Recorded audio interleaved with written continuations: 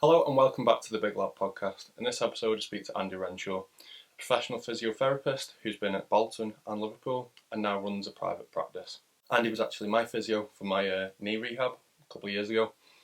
Really top bloke, really enjoyed this one. If you enjoy it, make sure you drop a like. If you're new, subscribe, and I'll let you get on with the episode. Andy, welcome to the Big Lab podcast. How are we? I'm good, thank you, mate. How are you?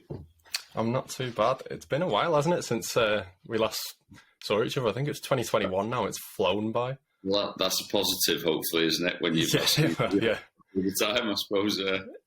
I'll take that as a quiet compliment, but yeah, no, it's a good thing, mate. It is a good thing. But yeah, it is a very good thing. Yeah, well, put it this way: since we last saw each other, I've done a half marathon and a triathlon. Since you're kidding me? No, I did that towards the back end of last year. I'm not surprised, by the way. I'm just impressed. yeah, because I've got like the knee of an 80-year-old man. Very good. What was the half? A trail? A road? Flat? Oh, really? It was around a track, Alton Park racetrack. So it was 5 laps of that. I know that, actually. That's which is a hilly track. Yeah, I've been around it, actually. Someone bought me a driving experience for my birthday a couple of years ago. Yeah, I've done the same, yeah. Big birthday a couple of years ago. But yeah, they bought me an experience there. So I've driven that went round in a couple of cool cars, yeah. That was the thing. So I knew what it was like turning up, and I was like, oh, this is going to be horrible. But yeah, I managed to get under 2 hours, which was my aim. Outstanding, mate. Well, for a hilly half, that's really 16 and a half stone as well. I'll take it. Yeah, that's quite a lot of weight to be dragging around 13 miles. Yeah, you're telling me. No chance. That's too much. I said that after my first half. Yeah. And then it just gets a bit out of control if you carry on jogging. Yeah. Yeah, it's a big time commitment, that one. To be honest, I didn't really train for the first one. So if I was to do anything again, I'd have to properly train for it. Yeah, maybe that's why you say you don't want to do it if you've not trained as much. But potentially, we ended up doing it, and then I did it with a couple of mates, and then I don't know. I always enjoyed sort of jogging anyway. I find it helps me quite a lot, actually, stress wise. Yeah. I'm a different person, not completely, but I feel a lot happier when I run. I just enjoy doing it. So we ended up, I go out a couple of times with some mates, go out a couple of times on my own. And then before you know it, you're running biggish runs without really feeling overtired. And then that conversation starts to happen where we did a half marathon, and one of my mates is like, you've always got someone, haven't you, in your friend group who's a bit, he just always pushes things and always wants to do that a little bit more. He said, well, if we do this half, we could run to it and we could run back. And if we do that, that's about 21 miles. So I did say yes. I felt pretty good at the time. I said yes. I mean, we did it, and I was absolutely finished. I was ended at the end of it. I remember getting back home and my wife saying, you better hurry up, you've got to go and collect Amber from a party down the road.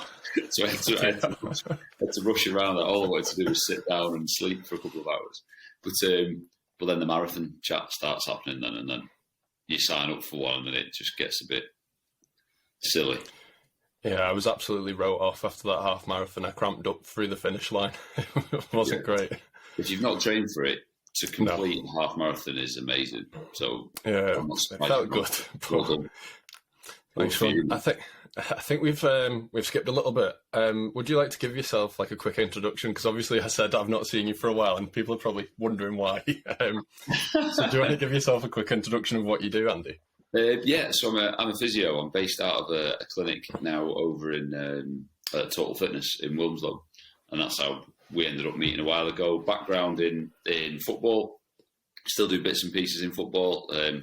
Had an idea. I got contacted by a lad when I left my last place, a lad at another football club who asked me to rehab him. I needed a facility. This facility is absolutely outstanding. It's on my Instagram. I think there's a post on my Instagram from... I'm not very good on social media, by the way. If I'm busy, I just go and post it. There is a video of the facility on there. It's amazing. I've been a member of the gym for 12, 13 years. And the people that run the clinic in here, I knew them from years ago of being in football, and we bumped into each other and started having a conversation. I just said, listen, I've got a bit of an idea where I think I could potentially add a bit of value to your clinic, and it gives me something potentially that I'd really enjoy doing. So I came with an agreement to be based out of here, and a rehab footy players in the main, a lot of athletes from different sports, skiers, snowboarders, motocross riders, runners, any of the above, anyone, general public, really not bother me at all, of all levels, and try and hopefully give them elite level care in places where maybe they weren't able to access that kind of level before. So outside of elite sport, it's the ability to get someone a scan quite quickly. A lot of people don't realise it's actually quite simple and straightforward to refer. Like, it'll take months. Like, well, actually, no, if you come in and see me today at 5 to 10 in the morning, I could potentially have you scanned at 3 o'clock this afternoon. I'll have your result back in the morning. So, just providing elite level service, hopefully a little bit of elite level decision making, treatment and rehab as well. And I've done that since I left football. I do work quite lengthy hours when I have to. It doesn't bother me at all. But I'm one of those really annoying, lucky people. I really enjoy what I do, so it doesn't even seem like work to me most of the time, to be honest. Yeah, that's a bonus, isn't it? Yeah, it's not a brief summary of what I do, but that's the instruction anyway. Is that all right? Yeah, no, that's perfect. But I usually give the shout outs towards the back end of the podcast, but I'll do it now because obviously I've been one of your clients and I can vouch for that elite level of service. And like I say, I've gone on to play football and do half marathons and triathlons after seeing you, and that's without having the operation as well. So, I mean, I don't know whether my knees got any better since, but my legs have definitely got stronger to cope with the injuries that I've actually got. Yeah, and saves you the operation, it's worth it. Yeah, and like I say, I hope I don't have to come over to Wimslow anytime soon. But if I ever do, it'll be coming to you for sure. No, thank you, mate. Well, fingers crossed we won't be seeing each other anytime soon. Hopefully not, yeah. Hopefully it's just in a pub or something like that, bump into you in Manchester. I'm fine with that, no problem. So we'll roll it back to the very start then. So how did you actually get into physio in the first place? Like, what was your entry point? Well, so I went about it in a bit of a different way, really. I did always want to be a physio when I was a kid at school. And I went to a careers evening at the high school and met this physio, and she told me that unless I was going to get straight A's in my GCSEs, I wasn't going to be a physio. I wasn't going to be Brighton, basically. So that was a bit of a knock, I'll be honest, because I was estimated all A's and B's, and she told me if I wasn't going to get straight A's, I wasn't going to be a physio. So I was like, all right, well, I don't really know what else I'm going to do. To be honest, I don't know what I'm going to do. I ended up looking down the sports science route, and this was as a 15, 16-year-old kid, and I took her word as being the truth and thought I wasn't going to be bright enough to do it. So I ended up doing cut a long story short, went down, I did a sports science degree, specialised in exercise physiology at Sheffield Hallam. Did that for 3 years, but soon after starting that, you come across people in the physio degree at the same campus and you start chatting to them and you're like, hang on a minute. I did all right compared to you as well at exams. Yeah. And I started looking at it straight away. And there was a couple of guys on the sports science degree that were chatting about it then as well. One of the girls as well. And a few of us ended up then going on doing a physio degree. So I did a physio degree. Had to do that part-time. Obviously, financially, I had to work. Yeah. So I did a part-time physio degree at Salford University doing 4 years. And then I did my master's. A few years after that, started my master's at Manchester Met in musculoskeletal physio. So I finished that down there about 10 years ago. That's pretty much it. I was sort of that was the physio thing, and while I was trying to get onto a physio degree, I was pestering people for bits of experience, doing all sorts. So I did voluntary work at loads of different levels and different sports, just to get some experience of just to show people to try and get onto a physio degree, to show people that I was serious about wanting to do it. So yeah, it was a long-winded way around. Prompted it in the first place, though? What was it that sort of inspired you to be a physio? And, like, when you were 15, 16, was there someone that you knew? Or well, I think I always wanted to work in sport as well. I think the thought of working based at a desk 9 to 5, Monday to Friday, it didn't terrify me. I think the idea just bored me to tears, to be totally honest. I just knew it wasn't for me. I know the feeling. Yeah, it's not a criticism of anyone else that does that. I personally don't think I could have done that kind of role and given it everything I could and been genuine about really enjoying it. Right. I've always sort of enjoyed the biology side of it and the anatomy side of it. Yeah. I think, from a sort of soft perspective, there's an element of, we go into doing what we do for a living. Every physio goes into it because they care about people and they want to try and help. And there's another element where it's always a challenge as well. So, very few of our patients, very few are ever completely similar. They always have different elements to whatever might be going on. Yeah. And our job is about trying to develop a relationship of trust with that individual to help them with whatever that issue might be. And I think I always, we are a very caring profession. I always want to try and help people with whatever it is. If I can help someone, I will always help them. If I have someone who comes in and they talk to me about the knee and then they go off on a tangent and start talking about their ankle or the foot, I'll tell them, just make sure if we've got time at the end of this, just give me a bit of information. If I can help you with that, I will do. I think that's probably how most of us in our profession go into it, I would guess. But I've just always had an interest in that. Yeah, it's very similar. I've spoke to a nurse on the podcast, and I guess it's a very similar sort of profession, but in a different way. Obviously, you're caring for someone in a different way. Someone might be ill, whereas you're dealing with injuries. And like you say, the body's that complex that there can be that many different types of injuries. So I guess no injury is going to be the same, even if it's a very similar injury to what someone else may have had. Yeah. No, they are. That how it's come about. How they've done it. So what's caused it? Are there any underlying conditions? Have they got any previous issues there as well that might have had those problems? Is there any sort of family history of it? Are there any biomechanical factors at play? Is it just the fact they've been pushed over, or have they been hit by a dog, or have they been taken out by someone on a football pitch? So there are loads of different things, and that's the cool thing about what I do. Really, I don't see really anyone that's exactly the same, and I'm really lucky in this line of work now. The people that come and see me want to come and see me, so it makes it so much easier to deal with. And I really enjoy it. I don't dread going to work at all. That's an absolute bonus. It's what people sort of strive for, isn't it? They're not seeing it as work and just genuinely enjoying what you do. Yeah. I mean, I think one of the things about not being in professional sport is you don't follow a timetable, you don't follow a schedule, because that's quite draining at times. And it's not about not working weekends or any of that sort of stuff. It's just having a bit of freedom to dictate your own working week. And, if you want to go to your mate's wedding, you can go to your mate's wedding, because that's not an option in professional sport. I'll still work weekend. For the last few weeks, I've got a young player I'm looking after at the moment, and I'll come in on a Saturday morning for him for a couple of hours. No problem to help him. I think I saw that. Was it Jamie Carragher's son? No. I've seen that in your story. That was on an Insta post about James. No, it's a different player. But I don't post that much on about people I work with. We just had a bit of time to do that, and I was filming James for something totally separate, actually.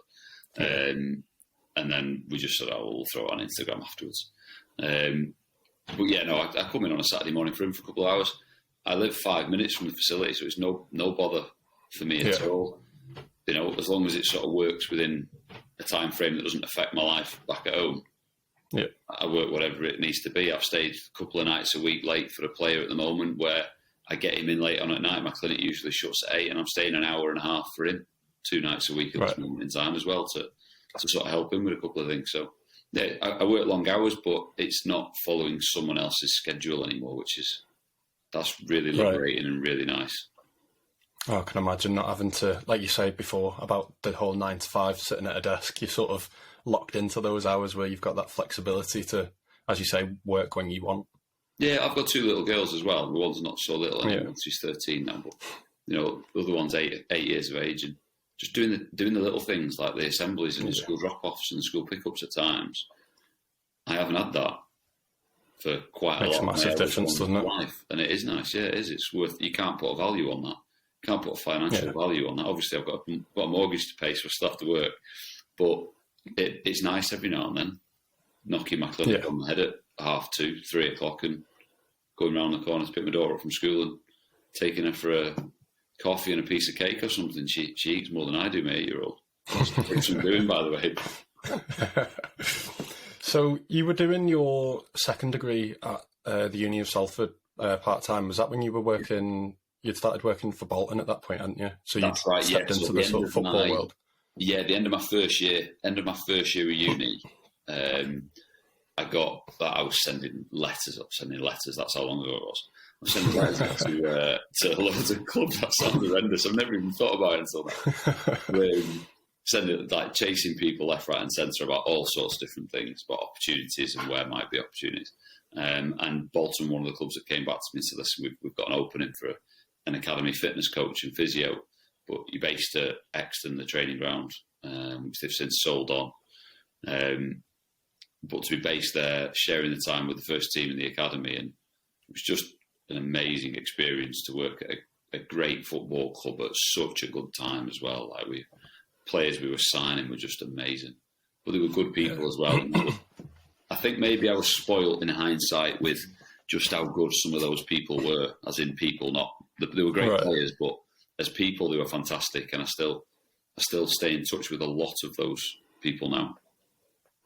Yeah, so that would have been, around 21, 22 that you were in that environment? So 2002. I started summer 2002. Spent 7 years there. Amazing football club. I just loved it. I still keep an eye on them now, and there's a couple of lads there that I know very, very well, and the staff I know really well, so I do keep an eye on them. As a football fan as well, did it sort of take a while to get used to that environment? Because obviously you're around those players that you see on TV and things like that. I'm not saying were you starstruck in a way, but did they come across just like normal people, the footballers, or? Do you know what? Yeah, I think I would use the term starstruck. I think you are initially. It's sort of a little bit like a rabbit in the headlights. But I'd already got a bit of experience working at a lower level in football and a lower level in rugby as well. Right. But it was a decent level in rugby, but they just weren't getting paid much to do it. And I was into my rugby as well. But those players, I mean, I'll be honest, I didn't know quite a few of them when I went in anyway. And it doesn't take long once you start working with people to, you demand standards as a member of staff, and they demand standards as a player of you as well.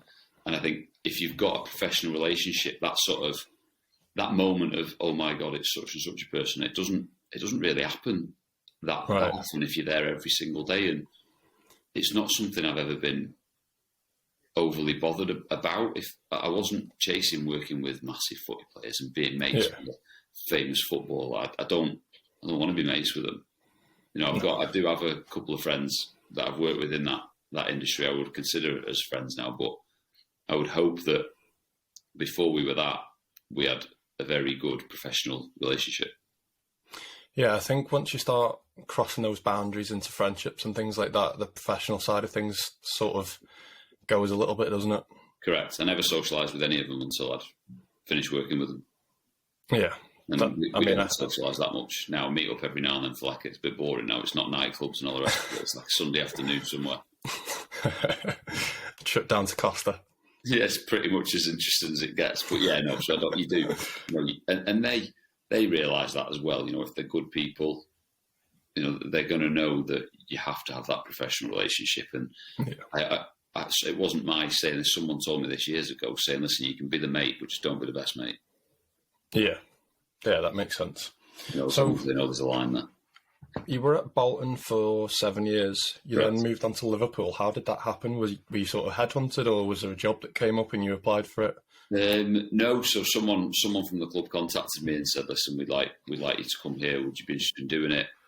It was a time where there was a lot of change going on at Bolton as well, and it was just an opportunity for me. It was moving away from first team football. My wife was pregnant with our first child at the time. So you do think about security, that's something, but that's an element, but they weren't at the forefront of the decision making. I was getting asked to go to Liverpool Football Club And I knew a few people that were already there. I already really liked those people. You know, from a distance, I'd known them. Didn't know them brilliantly well, but I'd always been really impressed with them. And the opportunity to go there was never going to be something I was going to say no to. And, you know, I spoke to Gary Megson, was the manager at Bolton at the time, and I went in to speak to him about it. And I said, listen, I've been offered a job at Liverpool Football Club. And he sort of interjected straight away and said, listen, I'll stop you there. I'm not going to ask whether you're going to take it or not. And I said, well, why'd you ask that? And he said, well, do you think if I got offered the Liverpool manager job, I'd be sat here talking to you now? So he knew full well. He looked after me. He was great with me, no problem at all. You know, so I got asked to go there, and that was that. Yeah, I went that summer. So that was 2009. So my daughter was born 6th of June. I was in Liverpool virtually immediately. Maybe a few days prior to that as well. So at that time, then moving into Liverpool, did you notice a difference in standard from going from Bolton to obviously a club like Liverpool? Standard in terms of what, George? I guess there's more pressure with a bigger club like Liverpool compared to Bolton. Maybe they held higher standards, or I wouldn't say they held higher standards. I think we you know, when we were at Bolton, we had, you know, comparatively not a lot of money to spend on players. Yeah. Comparatively not a lot of money to spend on infrastructure and all the rest of it. But hopefully we did an all right job of looking after the players that were there. But that was because our attention to detail with what we were doing, I believe, was pretty special at the time. Yeah. I wouldn't say the standards were any bigger, but what I would say, it was evidently a much bigger operation. So each department had multiple staff in it, whereas Bolton, it was like one person doing this or one person doing that. With Liverpool, any decision had to be run by about 12 different people, rather than it being at Bolton, it might have been 3 or 4. It was just a much bigger operation. You know, everything was bigger. Everything was bigger. Which did you prefer out of the two then? Did you prefer the smaller infrastructure or sort of more I wouldn't say I preferred either, to be honest. It was more about the people I work with, and I love both of them, and I'm not saying that to be cheesy or to avoid answering a direct question. I love both of them. I love my time at Bolton. It was absolutely some of the best times of my life, some of the best memories of my life were there. But equally, I had a lot of amazing memories at Liverpool as well, and they both gave me, memories that will always be with me. They will always be with me for varying different reasons, you know, and it doesn't have to be getting flown around on a private jet to an away game. Yeah. It's not always, you know, and that was obviously, you do that with Liverpool with any game you play, and sometimes with Bolton it was like a train down, or you'd have to get a coach to this place or that place. Yeah. We were still looked after very, very well. The bigger operation versus a small operation, it's a lot simpler with a smaller operation, but then you also revel in the challenge of dealing with a big operation, because that's what, you know, you want to try and test yourself at the best possible standard. Yeah. So, you know, that was in terms of football, in terms of the players there, those players were quite considerable in terms of the demands. So you say that some of the best moments of your life then, so just quickly going back to Bolton, what was your favourite memory of working at Bolton? That's a really tough question. That's a really tough question to answer, because I had tons. I tell you, one of the standout things I always remember being at Bolton, I was rehabbing a lad. We were sat on an exercise. He was sat on an exercise bike in the gym. We were looking out at the training pitch, and our director of football at the time came walking across the pitch. I was walking around the pitches with this guy, and I thought, I know him, recognise this guy he's walking around with, and as he's getting closer and closer and closer, it was Fernando Hierro, who at the time, it was like him and Zidane were my two like all-time footballing legends. I just absolutely loved him, and I could not believe it. And we brought him in and signed him. So him signing for the football club was just huge.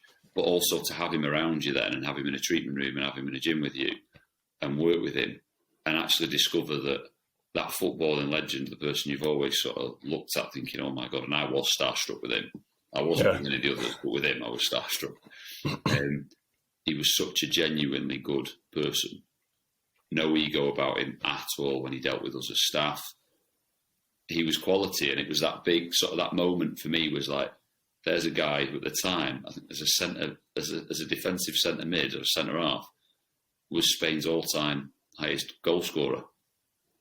Right. Raul went past him, but he's there, an absolute legend of the game, and he's still a really good person. So just because you're at the top of the game doesn't give you the right. You know, you expect sometimes you think, are those players going to be a little bit more arrogant? Are they going to be a little bit more full of it? Yeah. He was unbelievable.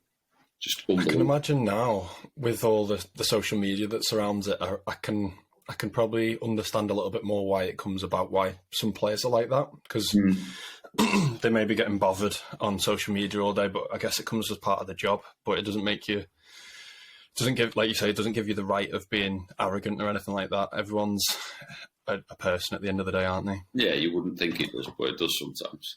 Yeah, I can imagine it happens. Yeah, once or twice. Yeah. So going back to Liverpool, and have you got any favourite moments of Liverpool? Because unfortunately, the time that you were there, we only won one trophy.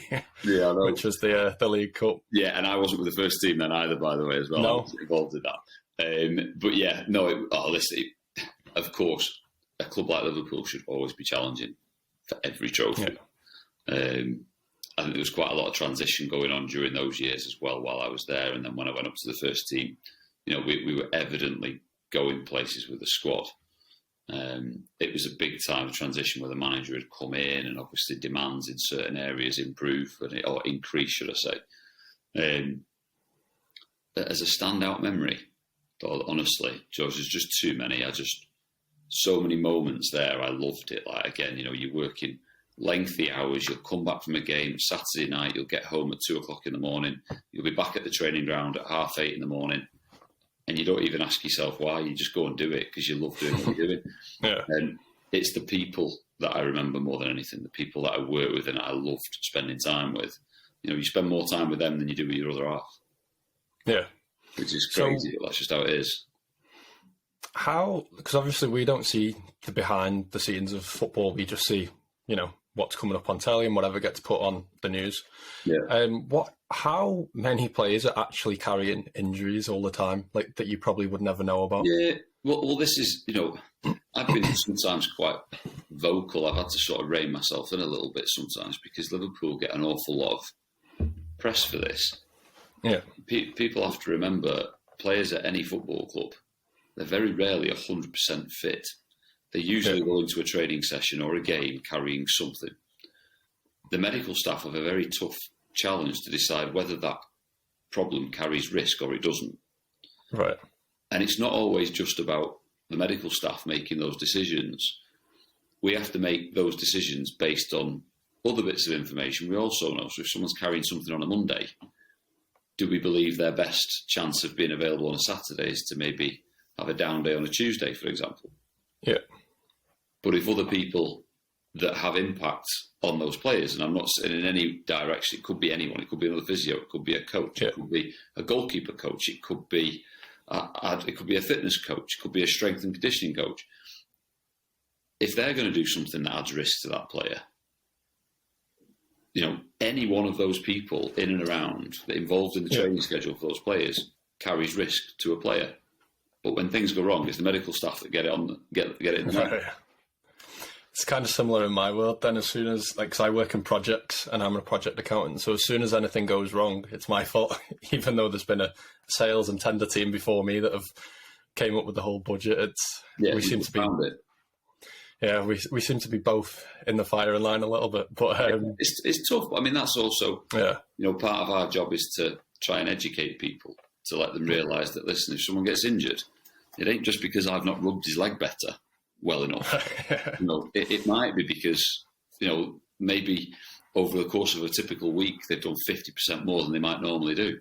Doesn't matter how good your physio is or how good your doc is or how good your masseur is. That player or that athlete is at a much greater chance of getting injured if their load isn't managed reasonably carefully. Yeah, exactly. We're all human at the end of the day. There's only so much that it can recover, isn't there, in a specific period of time? And like you say, it's not just going to get fixed by you rubbing the leg properly, like a different way. No, it doesn't. No, it doesn't matter what you do. You know, we've got to sort of try and help minimise risk where possible. Yeah. There's a flip side to that where players have to train and have to play. We need that player available. He needs to do this, he needs to do that, or it's very important that he takes part in this training session. Well, okay, no problem. But then where else can we mitigate risk? Does he really need to go and do a ton of single leg plyos, for example, in the warm-up, or single leg plyos in the gym, or does he need to do this in the gym or that in the gym? Can we take that element out of his training week to minimise risk to him there? This is, at any level, at any sport, it's the involvement of every member of staff that has an input on that athlete's training week, has the ability to injure them or expose them to risks that will injure them. I just think it's dead funny when you look on Twitter and you see all these people going, sack this, sack these, sack these, sack these. Thanks very much. Yeah, nice one. Yeah. But I think this is the side of things that like the genuine football fan doesn't see. Is obviously there's a lot more that goes on to it than the player just seeing a physio and then that's it. There's obviously, like you say, it could be a fitness coach, a goalkeeping coach. Like there's so many people that have an impact on the athlete. Yeah. And I can imagine it's quite frustrating at times. It is frustrating, but it's also frustrating for the player because sometimes the players are incorrectly labelled injury prone. Right. He's injury prone, get rid of him. He's been injured since we signed him. Well, maybe it's not his fault or her fault. Like Oxlade-Chamberlain comes to mind with that one. No, from Liverpool. I mean, I don't know. Yeah. He didn't have a particular injury. I was only with him for a few months, and he didn't have an injury while we had him. I know he had an injury history, and he's had a couple of issues since, but they're horrific, those problems he had early doors. He did his knee and all sorts. Yeah. That's not his fault. Yeah, I know. It's just a freak accident and a tackle. Injury prone. There might be other things that you can affect and improve on certain bits. Yeah. Fantastic kid. He doesn't want to be sat on a treatment bed. He wants to be out playing football. Yeah. But it's difficult. I think some people need to have an appreciation of all the factors that go into what might have caused that injury. And I think sometimes there are websites out there, I won't name them, but there are websites out there that publish injury stats that are based on media information. And, we all know, if we're going to be completely honest, how accurate sometimes those media reports are.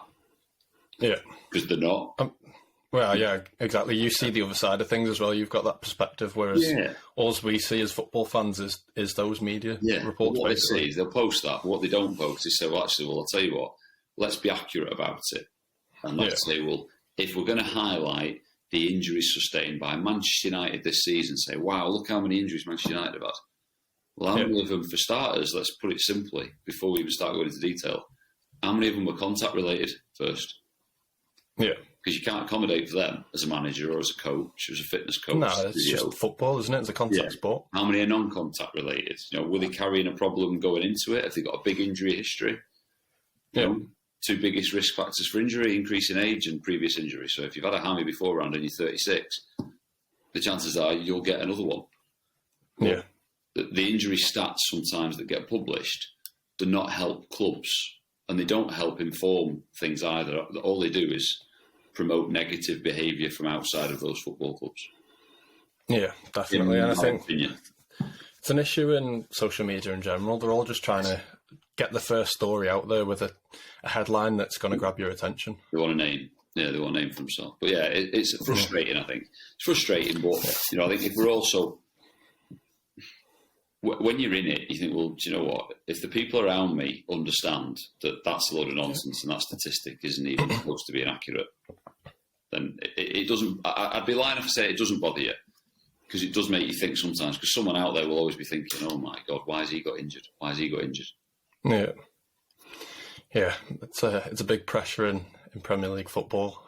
Well, I imagine football around the world, but it's one of them that comes with it. It just comes with the territory of working at that level. Definitely. I've got a couple of quick fire questions that I got off a couple of my mates.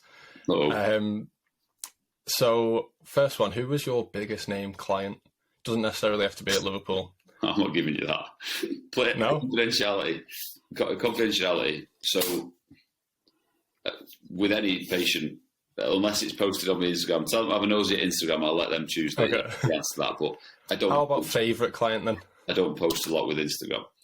My favourite client, that's a really tough one to answer at all. I'm being really boring here by flipping ducking the question. I certainly wouldn't name one. Favourite client? Oh my God. I tell you what, I won't name them.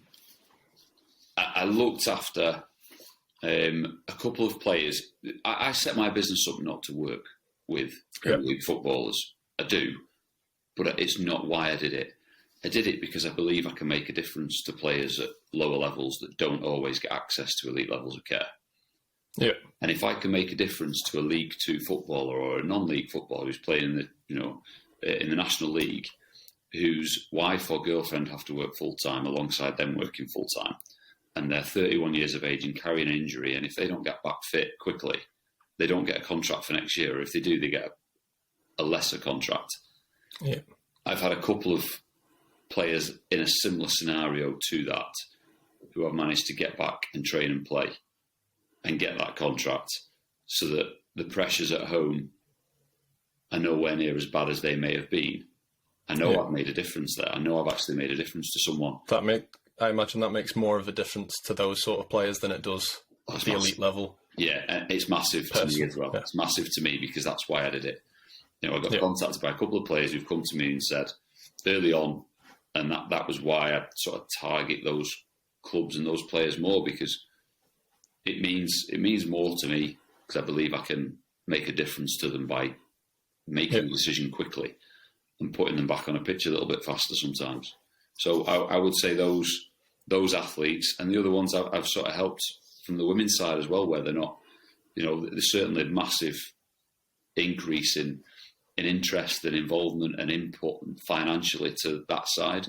But I've worked with a lot of women's players over the last few years as well, and it means a lot to help them as well, and seeing them succeed now and do extremely well in the Euros. There's a couple of the girls that have been in the Euros and just smashed it and just done so well, that have had recurrent injuries, but I won't, they know who they are, but I don't want to sort of... Yeah, no, that's fine. For multiple reasons, but they know who they are. Yeah, well, I imagine you're not going to be able to answer this last one either then, which was, are there any nightmare players you've had to deal with? I imagine, like you said before, there's a few egos that you've came across. There's one or two. I've been really lucky. What I would say, Joe, is I've been really lucky. I've worked with some amazing staff, and predominantly most of the players I've worked with, and I mean the vast majority, virtually every one of them, have been really good people. I have had a couple, don't get me wrong, they've still been good players. They've had fantastic careers, but one or two that had or wanted to have input, and maybe some people allowed them a bit more input than I potentially believe they should have had in decision-making things that I don't believe, they're not qualified to have. And that sometimes does affect you afterwards. You think, oh my God, should I just kept that person happy? Should I just done what they wanted to do? And then you think, well, hang on a minute. Why am I being told to do? You're the expert at the end of the day. Yeah, I wouldn't start talking to them about saying, well, I think you should have played 4-5-1 today, lads. Not my specialty, but they've got what they believe. People around them will do what they want and give them what they want and go along with that. I'm not that personality. I'm not that personality. I'll go along with I bugged you for a while to let me go back and play football. You kept telling me no. So. But my goal is to be aggressive and try and do that as fast as I can. But I'll do it as fast as I can when I think it's sensible enough to do so. I think exactly. But other things, it's not always just about that. It's just there's egos all the time, and they're in every business. They're not just unique to football. You get that where they want opinions on things, and some people will allow them those opinions because they want them kept quiet. I got to a point, I think, where I thought, no, I'm not. I just didn't want to. I didn't want to fold and go with it and allow someone who I thought wasn't a very nice person opinions on certain matters. But there's one or two, but the vast majority of them were brilliant, and I loved it. I won't let bits like that sort of affect my thoughts and anything going back into it. I went back in and did a year at Newcastle doing some consultancy stuff with them. Unbelievable set of players. I had no issues with any of those lads. Still stay in contact with an awful lot of them. Still help them with a few little bits and pieces from time to time. And I still go back up there and watch games and support them from a distance. Yeah, and I think that's a testament to yourself, Andy, with the way you operate. So You then left Liverpool to move to Harrison Ross. Yeah. How was that change then? Like, because obviously you've gone to, I imagine, what is a very intense setup with a top-level football team, into now you're still providing that same level of service, but to more the general public and obviously sort of lower-level athletes. Yeah. How was that change and transition? Well, it's just the schedule. You don't follow the schedule, so it's brilliant. It's absolutely brilliant. I work with Premier League players, Championship, League One, League Two, non-league, recreational, general public, with any different sport, all different levels, and I believe I can make a difference for them, and hopefully they think the same. It's different because the other thing is I set up this to be self-employed, so there's a considerable amount of stress that goes with that once you start earning money and you know you're getting paid every week and every month, to then thinking, well, if I book a holiday, I'm not getting paid 2 weeks off, because then it's going to cost me that plus 2 weeks money for not going. So that's a bit of a different stress, trying to build something away from it, but it's one you kind of revel in after a bit, to be totally honest. It's good. It's a really good setup that you've got there as well, which is basically, you've got like the clinic, like the private clinic part, haven't you, where you can do all your exercise and stuff, and then you've literally got a running track right next to to the setup. We've got a 200-metre running track running around the outside. We've got 60 metres straight. We've got 5 swimming pools downstairs as well. Full recovery suites. I didn't realise there was that many. Yeah, we've got our own private gym just off the side of the clinic. There is the little gym just behind, outside my treatment room here as well. But it's amazing facilities. Yeah, unbelievable, untouchable. Yeah, well, that was the reason I was going there every week to see you. So when I was doing my little bit of research, I noticed that you've also, I think you mentioned before, you've got a few side things going on. Tell me about Optimal Performance Partners. So I got contacted by someone a bit ago asking about a few different things for a football club abroad. And then I thought, well, hang on a minute, why am I not doing this myself? So I set up a separate company offering consultancy services to clubs abroad. Football clubs primarily, because that's where my history is. But to offer consultancy services in any one area. So I've got an individual from a commercial background, I've got an individual from a football background, one from a sports science background, myself from medical. I've got another guy who's from a recruitment side of things, as in football recruitment, scouting and recruitment, to go in and assist football clubs abroad. So I'm talking with a club in America, a couple of clubs in the Middle East, and a club in the Far East at the moment, and doing little bits and pieces with those. So it's sort of non-clinical, gives me something a little bit different. It's obviously not hands-on. Gives me the option to work a little bit remotely as well. So it's in its infancy at the moment, but it's something I'm quite keen to do. Very nice. So is there anything else that's coming up in the future, or is that the main one that you're working towards outside of Harrison? The next one, because I don't want to talk about the other one at the minute, because I've not launched it. I've just agreed with the developer for something else, which I'm really, really excited about, and I've just pushed the button on that to be built on. Literally pushed the button on Friday, just gone with the developer to go and have that built now. So I'll do that. I'm building a microsite. I'll launch that over the next 6 months. It'll be a soft launch with a limited number of people on it, and if that goes well, that will be bigger again in 6 months' time.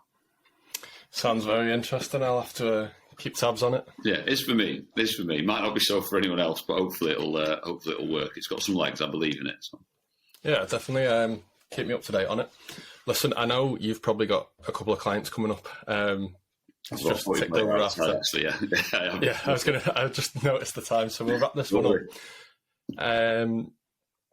Where can everyone find you on social media? I know you don't post there very often, but... A bit rubbish, so apologies. I will start to do a bit more. I keep saying that, but I just don't. If I'm busy, I don't get time to do it, and I'm busy enough at this moment in time. But so my Insta is at Andy R Physio, so ANDYR Physio.